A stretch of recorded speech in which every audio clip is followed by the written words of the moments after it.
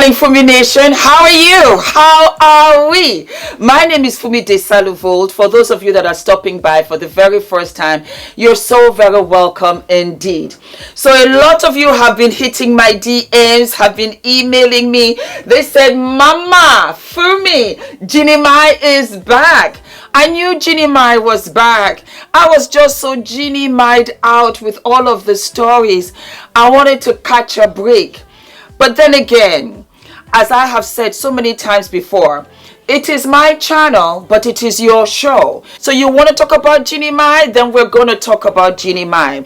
Jeannie Mai is back after about a month and plus hiatus, and she's back on her Instagram. Yes. And she also went to have an interview, walk on physically at Sherri Shepherd. Yes, she did. So let us start with the Instagram. Yeah, so she put this up 4 days ago, and it says, sometimes you need to take a break and disconnect to heal with a little black heart. And that was her introduction back to social media, Instagram. The other is a little video, and it shows her looking fabulous in this beautiful teal suit. And she says, premiering tonight, CBS TV and Paramount Plus, Raid the Cage. She has obligations that she has to fill. So despite the fact that this is going on in her life, she has to come through because this is her job. But let's circle back to what she wrote. And she had to write that, I guess, because she did know that she was coming back. Sometimes you need to take a break and disconnect. That's the best thing. And I'm happy that if she was advised to do that, that she took the advice and went ahead. There's too much noise. There's too much noise. It was a bomb. For this to have come out the way that it did, without her mentally preparing to announce her breakup. Actually, not a breakup, because Jeannie was hoping that she could salvage her marriage. But court documents got leaked. Who leaked them? We don't know. And so that is how she had to come to terms sooner than later about the status of her marriage and to address it. And the only way that she could address it so that she could really just center herself was to disconnect. That's the best thing. The best thing. And immediately when something traumatic like this happens, you just really come close to those that love you. That's her beautiful daughter Coco, her mom, her family, because she'll need the support. I have empathy for Jeannie. I do. Nobody wants to be broken up. Nobody. It's your safe haven. And you have built this little community. And you intend to go through with this little family against the world and what the world will throw at you. So you can imagine when it is your own little community throwing you out. She is living with Jeezy still under the same roof. I don't know, perhaps it's because it's easier for them to still have access to their beautiful daughter Coco. So it must be tense. It must be really tense. It's lovely that she connected with her followers this way. It says a million words. She needed to get away, take a break, and I don't think she has healed, even though she does say that, but that was the intent. At least to get some kind of footing, because in essence, somebody pushed her and she lost her footing and she fell flat on her back. And she needs to sort herself out and wear this mask because she's got work to do. And that is tough. That is very, very, very, very tough. She doesn't need to hear from the naysayers, I told you so, this, that, and the other. She doesn't need to hear from her former co-hosts telling the world that she loves rappers, that she likes this, that she likes... She doesn't need to hear all of that. What she's going through is real, and it hurts. I want to tell you a story. Listen to the story. I was out in California, as many of you know. I lived there for 10 years. And towards the end of my stay there, unbeknownst to me, I really seriously thought that, Fumi, you know what? Have your own show. Have your own television show. And I was dead serious. And I had a couple of production people that I had met along the way. And so we were getting audience members from the street, yes. We had rented out the studio because we were putting together a pilot of 13 episodes. And we were going to pitch this to the network. I kid you not, real story. And there's a famous guy, you know him. And he happened to be at the studio at that time. But he was filming on another stage. And he passed by and he said, Fumi, is this you? I said, yes. And he said, good job. And I said, thank you. He said, you dead serious? I said, yes, I am. And he said, come with me. Do you have 5 minutes? And I said, yes. He said, come with me. Let's grab a coffee. I said, don't drink coffee. Okay, come with me anyway. Let's get some tea. Let's get some lunch. So I went with him. And he said, Fumi. I said, yeah. He said, I think you're going to do well. And I said, but, because the way he said it, I knew something was coming. He said, I want to tell you a story. I said, okay. He said his mother wasn't well. His mother had been sick for about 4 or 5 years. And it was now coming to that stage where it was touch and go. So he was busy working what he does. And he had taken the red eye to go and see his mom. And he stayed with her till morning. And he took the next flight back because he, was work. And he said that he had gotten back and he was back for about 3 days. And he was just about to go on air stage. Audience was out there. They had a special guest which they were going to interview. I think it was Jennifer Lopez that day, so it was big. And he said that just as he was about to go out, his assistant came to him and said his mother had passed away. He had to put the game face on and he had to interview Jennifer Lopez and do all of this, and he was out there for about 3 hours because you start, you stop, and all of that. And he still had commitments that day. He said, Fumi, the worst part of this job is that you cannot switch off even when you want to switch off. It's worse than being an actor because you do a scene, it's recorded, and you can go. It's the worst job ever because 9 to 5, you do your job, you come back. You can hide, you don't want to talk to anybody, you don't have to have that face. You can even take some days off. But this job is a beast. No matter what you are feeling, no matter how you are feeling, you got to come up with the lights. Because you are the one that has the electricity to connect to the Christmas tree. And once you're good, everything wakes up because it rests on your shoulders. You're going to do well. But I want you to remember this conversation. And big tears welled up in my eyes. And I said, what do you do? He said, I put on the game face for as long as I have to, and then I go and mourn.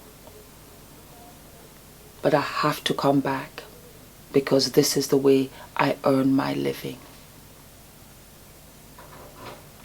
I never forgot it. And I pray all the time that I will be in a position where I will not have to come back right away, despite the fact that it's my job, that I will have enough savings, that I will have enough of a financial freedom that I can sit back and mourn or take care of whatever I have to take care of. And so I extend this grace to Jeannie. It's a job, but it's at the worst possible time. Oh, packages. Delivery. Thank you, baby. But it's at the worst possible time. And so I extend that to her. You have to hang in there, and you will have to take it bit by bit, Jeannie. And to everybody in this industry, because it's showbiz, because we're out here, glossy, makeup, hair, wardrobe, and we're here to entertain, and it is our job of which we love. But when our personal lives overlap our public lives, it becomes tough. If you have a different kind of job, you can stay home and you can have your favorite treat and you can just hug up on yourself and your family. I promise you, Jeannie would have preferred to stay behind closed doors. But here she is, coming out, doing what she gotta do. And that leads me to what? To Sherri. She came out looking fabulous in a pantsuit. And Sherri said, you know what, Jeannie is one of my sweet, sweet friends. I live and love her. Come on through.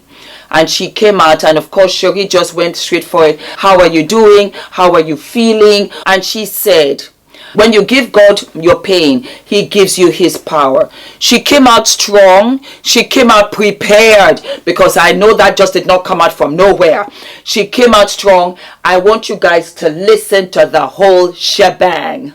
I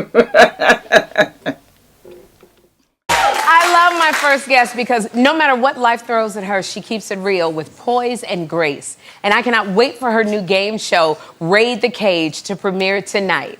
Please welcome back my friend, Jeannie Mai. Let me tell you something. You better come out here with a vengeance looking all good.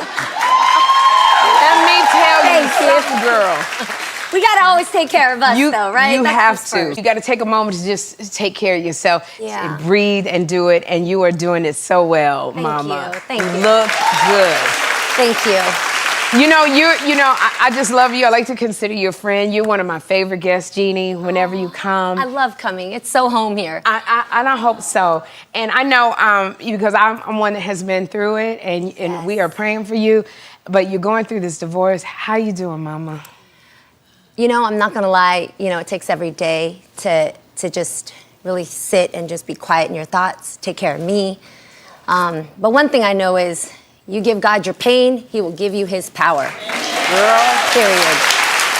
So every day, I'm like, here you go. You got room for more? Here's some more. Here you go. And just taking it day by day, you know? I know mine was, I was like, being on my knees, I'd be like, just give me enough light for this, where I'm at, and show me what my assignment is today. I couldn't worry about nothing else. Yes. You just got to put on the blinders, girl. Absolutely, and turning off everything helps too. Yes. You know, after that moment, I just turned off every single device in my house, and I really tuned into the voices I really needed to hear, which was me and the truth. That's it. That's it. You know, I know when I went through it, Jeannie, and because I had married my best friend, Jeffrey's father, and it was devastating to me. But the thing that held me so much was Jeffrey. Yes. And watching Jeffrey come through the door every day. So, you know, you have Monaco. How are you handling this being a mom, Monaco? This baby right here, this blessing right here. You know, Monaco, that is my North Star. Yeah.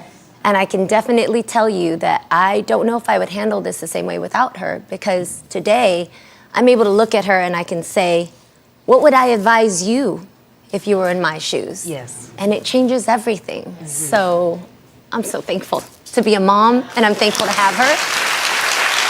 You know, it's something like you go through stuff and it's just like you look at your child and you go, thank you for this gift because I needed this gift right now. Absolutely. Right now. He knew that, didn't he? He knew that. So like I said, it was prepped. The outfit, everything was prepped. She's a black ninja. The black was deliberate. The suit was deliberate. The tight pants with the belt was deliberate. And what she had to say was deliberate because, and I'll tell you from behind the scenes, all of these talk shows, majority of them, somebody like Jeannie, which is delicate all the way through, before Jeannie even approved all of this, they would have talked about what they can talk about, what they can't talk about.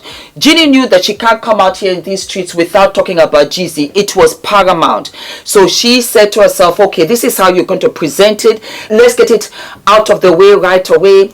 I will answer. This is how I will answer it. But I think because we are all human, did you hear her voice break? Did you hear her voice break? Did you hear the tears there? And I felt it for her because I don't think she wants to divorce Jeezy. But I think Jeezy doesn't care. He wants this and he's gone. And I'm very happy, Jeannie, because I've talked about you a lot.